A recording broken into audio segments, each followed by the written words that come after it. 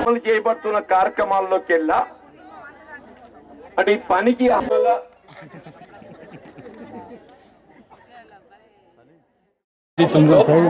గ్రామీణ ప్రాంతాల్లో ఉండేటువంటి వ్యవసాయ కూలీలు పని లేని సమయం లోపల ఏదైతుందో పని లేకుండా వాళ్ళు ఇబ్బంది పడుతున్న ఒక భావనతోని వాళ్లకు సంవత్సర కాలం పని చూపెట్టాలనే భావన తలంపుతో ఏదైతున్నదో ఈ ఉపాధి హామీ పథకాన్ని మరి ప్రవేశపెట్టడం జరిగింది.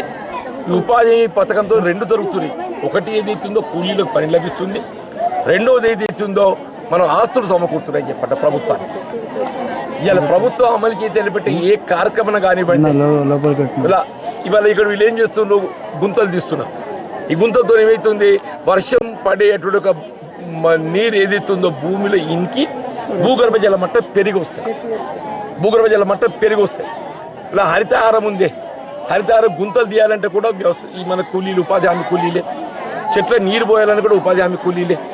అంటే వీళ్ళు నిజంగా మొత్తం దేశంలో ఇవాళ అమలు చేయబడుతున్నటువంటి కార్యక్రమాలలో అన్నిటికంటే గొప్ప కార్యక్రమం ఏదైతుందో ఉపాధి హామీ పథకం అని చెప్పక తప్పదని చెప్పాలి. ఇది రెండు రకాలు ఉపయోగపడుతుంది. ఒకటి జాబ్ అష్యూరెన్స్, రెండోది ఏదైతుందో ప్రభుత్వ పరంగా ఏదైతుందో ఆస్తులు సమకూర్చు మనకు ప్రభుత్వ కార్యక్రమాల అమలుకు తోడ్పడుతుందని చెప్పండి. కానీ ఈ కార్యక్రమం అమల్లో ఏదైతుందో భారతీయ జనతా పార్టీ ప్రస్తుతం అధికారంలో ఉన్న ఎన్డీఏ నేషనల్ డెమోక్రటిక్ అలయన్స్ ఏదైతుందో దీన్ని ఏ విధంగా నిర్వీర్యం చేయాలి.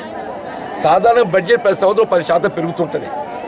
కానీ ఎన్ఆర్ఈజీఎస్ బడ్జెట్ ఏదైతే 10 సంవత్సరం 10% కుదిస్తుంది. నీకు 80,000 కోట్లకి వెళ్ళి 72,000 కోట్ల పట్టుకొచ్చిండ్రు, 72,000 కోట్లకి వెళ్ళి 60,000 కోట్ల పట్టుకొచ్చిండ్రు.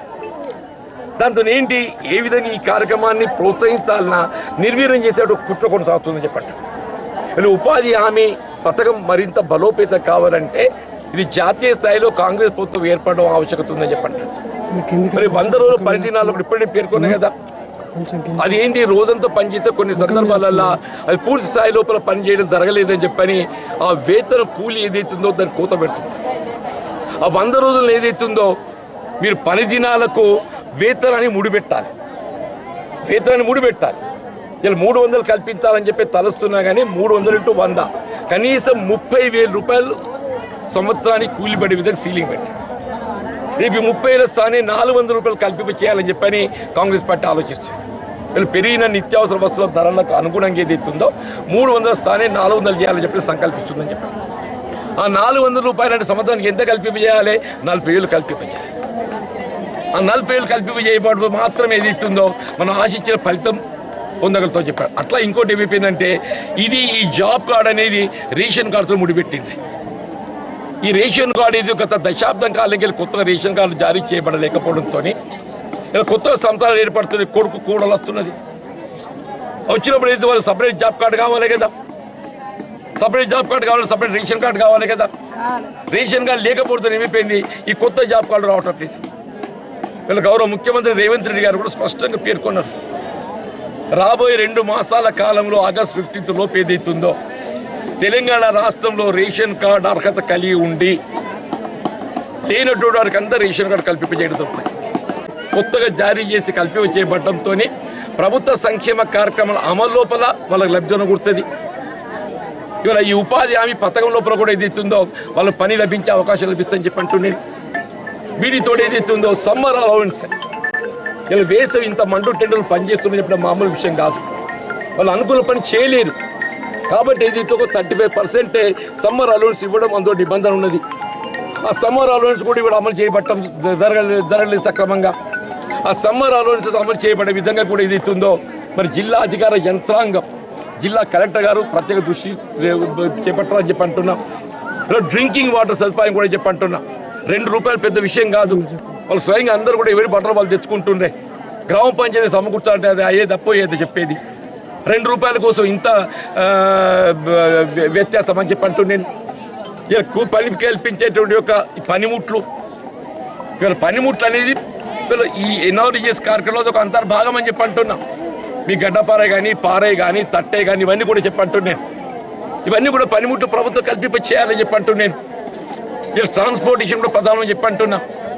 మీరు ట్రాన్స్పోర్టేషన్ కలిపి ఎందుకంటే దాదాపు 2 కిలోమీటర్లు వచ్చిందే, 2 కిలోమీటర్లు వేసవి నడవడము అప్పు 2 కిలోమీటర్లు డౌన్ అంటే సాధ్యమై పనైనా మీరు ట్రాక్టర్లు పెడతారా లేకుండా దానికి ట్రాన్స్పోర్ట్ అలవెన్స్ ఇస్తారా, ట్రాన్స్పోర్ట్ అలవెన్స్ కూడా ఇవ్వాలని చెప్పి అంటున్నాను నేను. ఇలా ఫీల్డ్ అసిస్టెంట్ టెక్నికల్ అసిస్టెంట్ అని చెప్పి అంటున్నాం. క్షేత్ర స్థాయిలో ఏదైతుందో ఫీల్డ్ అసిస్టెంట్ టెక్నికల్ అసిస్టెంట్స్ ఉన్నప్పుడు మాత్రమే పర్యవేక్షణ జరుగుతుంది. వాళ్ళు చేసిన పని రికార్డింగ్ చేయాలని చెప్పడం వాళ్ళతో సాధ్యమవుతుంది. ఇవన్నీ కూడా నమోదు చేయబడాలంటే మళ్ళీ కంప్యూటర్ ఆపరేటర్స్ వీళ్ళ మండల స్థాయిలో కానీ జిల్లా స్థాయిలో కానీ వాళ్ళ రెగ్యులరైజేషన్ అట్లే పెండింగ్ పడి ఉన్నది. ఇవన్నీ కూడా రెగ్యులైజ్ చేసిన అవసరం ఉంది. వాళ్ళు శాశ్వత ప్రాతిపదికన ఇవన్నీ చేయబడాలని చెప్పంటే ఈ కార్యక్రమాన్ని రూపొందించింది పొందుపరిచింది కాంగ్రెస్ పార్టీ కాబట్టి దీని పెటెంట్ రైట్ ఎవరికి ఉంటుందంటే కాంగ్రెస్ పార్టీకే ఉంటుంది. ఈ ఉపాధి హామీ పథకం మీద పెటెంట్ రైట్ ఎవరికి ఉంటుందంటే కాంగ్రెస్ పార్టీకే ఉంటుంది. దీన్ని మరింత బలోపేతం చేయలే భావన సంకల్పం ఎవరికి ఉన్నది కాంగ్రెస్ పార్టీకి ఉంటుంది చెప్పండి. వాళ్ళు ఏదైతుందో మొన్నటి శాసనసభ ఎన్నికల్లో ఆశించిన ఫలితం పొందలేకపోవటం, ఇలా కాంగ్రెస్ పార్టీ పార్లమెంట్ సభ్యుడిగా పోటీ చేసే అవకాశం కల్పించిందే. దేవుని దేవుడు రేపు ఇండియా కూటమి అధికారానికి వస్తే సంతోషం. ఇవన్నీ అదర్వైజ్లో కూడా నాకున్న అనుభవంతో అని చెప్పంటాను. ఈ అంశాన్ని ప్రత్యేకంగా పార్లమెంట్లో లేవనెత్తి ఉపాధి హామీ కూలీలు ఉన్నారు కదా వాళ్ళకు న్యాయం జరిగే విధంగా ఇప్పుడు ఈ పేర్కొన్న అంశాలన్నీ కూడా వాళ్ళకు ఒక హక్కుగా కల్పింప చేయబడడం నా బాధ్యత అని చెప్పండి. ఇవాళ అందుకోసం ప్రత్యేకంగా నా ఎన్నికల ప్రచార కార్యక్రమంలో భాగంగా ఏది ఇస్తుందో ఇలా సారంగపురం మండలం లోపల లక్ష్మీ ప్రాంతం లోపల ఈ కూలీలు కలవడానికి వచ్చింది.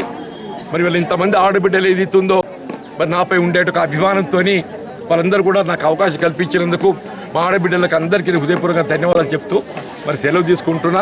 దయచేసి మిత్రులందరూ కూడా నాకు సహకరించి ఎన్నికల లోపల ఏదైతుందో మరి నా సుదీర్ఘ ప్రజా జీవితం 6 సంవత్సరాల శాసనసభ్యుడిగా మరి పట్టభద్రుల నియోజకవర్గం శాసన మండలి సభ్యుడిగా ఆరంభంలో పంచాయతీ సమితి అధ్యక్షుడిగా ఇవాళ ప్రజాస్వామ్యంలోనే అత్యంత మరి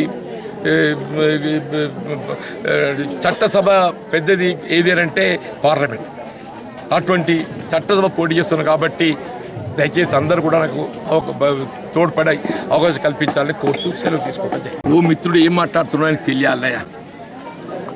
ఇప్పుడు ఆయన శాసనసభ్యుడిగా ఉండి 6 ఏదైతుందో ఇవాళ 4 అమలైనవి, ఒకటే ప్రాసెస్లో ఉన్నది. ఇప్పుడు ఇచ్చిన 6 గ్యారంటీలలో ఏదైతుందో ఉచిత రవాణా సౌకర్యం ఒక గ్యారంటీ. నేను మిత్రుడు అడుగుతున్నా సంజయ్ బాబు గారిని, ఇలా ఆర్టీసీలో ఉచిత రవాణా సౌకర్యం అమలవుతుందా అయితే లేదు. నెంబర్ 2 వీళ్ళు 200 యూనిట్ల వరకు ఉచిత విద్యుత్ సరఫరా అమలవుతుందా లేదా అని చెప్పి అంటున్నా. 500 రూపాయల వరకు ఏదైతుందో మరి గ్యాస్ సిలిండర్ అందింపజేసి 500 రూపాయల కంటే అదనంగా చెల్లించేది తిరిగి ఇచ్చే విధంగా కార్యక్రమం అమలవుతుందా లేదా. 3 రాజీవ్ ఆరోగ్యశ్రీ 10 లక్షల రూపాయల వరకు ఏదైతుందో ఉచిత వైద్య సౌకర్యం కల్పించే కార్యక్రమం అమలవుతుందా లేదని చెప్పి అంటున్నా. ఇలా గృహ నిర్మాణ కార్యక్రమం చెప్పి అంటున్నా. దశాబ్ద కాలం ఏదైతుందో గృహ నిర్మాణ కార్యక్రమం మీరు నిర్వీర్యం చేస్తే ఇవాళ ప్రతి నియోజకవర్గంలో 3500 ఇళ్ళు నిర్మాణం చేపట్టబడి విధంగా ఏదైతుందో కార్యక్రమం వీళ్ళు ఆరంభింపజేయడం జరిగింది. ఇలా రైతాంగం సమయం రుణమాఫీ చెప్పంటున్నా. మీరు 5 సంవత్సరాలు తీసుకున్నారా? మీరు 5 సంవత్సరాలు తీసుకున్నారు. వీళ్ళ కాంగ్రెస్ పార్టీ 5 మాసాల్లో అమలు చేస్తామని చెప్పి అంటున్నాం. 5 మాసాల్లో అని చెప్పి అంటున్నాం. By August 15th dead line ముఖ్యమంత్రి గారు స్పష్టంగా పేర్కొన్నారు. బై ఆగస్ట్ 15th ఏదైతే మీరు రుణమాఫీ అమలు చేయబోతున్నామని చెప్పని. ఇలా వరి ధాన్యంపై ప్రోత్సాహం 500 రూపాయలు క్వింటల్ అని చెప్పి అంటున్నా. బై ఆగస్ట్ 15th మేము అమలు చేయబోతున్నామని చెప్పి అంటున్నాం. అట్లాగే మీరు అమలు చేస్తున్నట్టే రైతు బంద్ ఏదైతుందో దానికి అదనంగా ఇంక 2500 పంట కాలాన్ని కల్పించి సంవత్సరానికి 15,000 కల్పింపజేయబడే విధంగా అమలు చేయబోతున్నాం. రేపు వచ్చే ఖరీఫ్ పంటలు ఉండని చెప్పి అంటున్నాం. ఇలా కళ్యాణ లక్ష్మి ఏదైతుందో ఇవాళ మీరు 1,16,000 రూపాయలకు అదనంగా తులం బంగారం జోడించిస్తామని చెప్పి అన్నాం. ఇవాళ మీ పంచాయతీ ఉండే ఈ కళ్యాణ లక్ష్మి షాదీ ముబారక్ చెక్కులు అయితే ఎప్పటికైనా మీ బకాయిలు ఇవాళ చెల్లింపు చేసేది ఎప్పటి మీ బకాయిలు అని చెప్పి అంటున్నా. గత ప్రభుత్వము పెండింగ్ పెట్టి చెల్లింపు చేయని వీళ్ళ కళ్యాణ లక్ష్మి బిల్లులు ఏదైతుందో చెక్కులు అయితే వీళ్ళు పంపిణీ చేస్తున్నారు. డిసెంబర్ 7th వెళ్ళి జరిగే కళ్యాణాలు పెళ్లిళ్ళన్నీ కూడా 1,16,000 తోడు అదనంగా తులం బంగారం జోడించి ఏదైతుందో అమలు చేయబోతుంది ఈ ప్రభుత్వం చెప్పంటారు. వీళ్ళ మిత్రుడు సంజయ్ బాబు గారు ఏదైతుందో తెలిసి బాధ్యతతో మాట్లాడాలి. వీళ్ళ ఒక ప్రజాప్రతినిధి అనేవారు విమర్శ చేయవచ్చు, తప్పులేదు దాంట్లో. కానీ బాధ్యత రాహిత్యంగా మాట్లాడడం సమంజసం కాదు.